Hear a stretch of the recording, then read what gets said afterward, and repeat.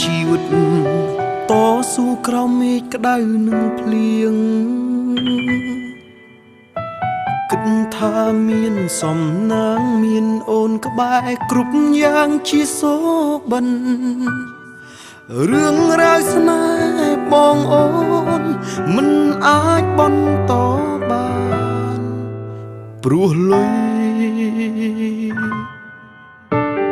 ពាក្យយើងសន្យាថាសាងគ្រួសារคล้ายជាភេរផង់ហើយ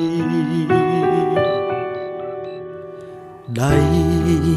ដែលធ្លាប់អោបបងជាប់ក្នុងដើមទ្រូងពីមុនពេលនេះដៃអូនមិនស្គាល់អ្វីក្រៅពីលុយឡើយក្បែរបងបានត្រឹមហត់នឿយចុងក្រោយស្នេហ៍ស្មោះបងអស់នេះខាត់អូនមិនបានទៀតទឹកលុយទិញអូនឲ្យឃ្លាតពី